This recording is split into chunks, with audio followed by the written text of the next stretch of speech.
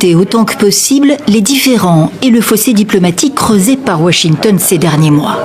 Pour les Européens et le Canada, il s'agit notamment d'intensifier les efforts pour mettre fin à la guerre russo-ukrainienne lancée par Moscou il y a plus de 4 ans. Première réunion de travail au sommet du G7 à Évian-les-Bains donc. Le président Trump, que le chancelier Merz tente de dérider à la pause avec pour cadeau un t-shirt de football, numéro 47 bien sûr, évoque une très bonne réunion. La Russie devrait conclure un accord.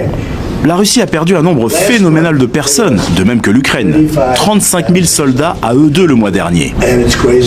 C'est fou ce qui se passe là-bas, mais nous verrons bien. J'ai parlé avec le président Poutine dimanche. La Russie est absente au G7 et pour cause. Elle est plus que jamais sous sanctions, alourdie par le Royaume-Uni et le Canada, notamment sur la flotte fantôme qui exporte son pétrole.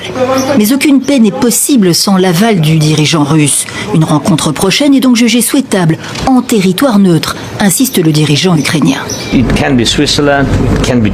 Ce peut être en Suisse, en Turquie, au Proche-Orient, je ne sais pas, je ne suis pas le président des États-Unis, mais c'est à lui de l'organiser ou pas et de nous inviter tous les deux ou pas avant l'hiver. C'est très important.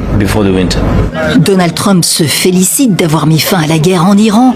Rien n'est moins sûr, mais toutes ces initiatives sont restées vaines jusqu'ici pour mettre fin à l'invasion russe en Ukraine.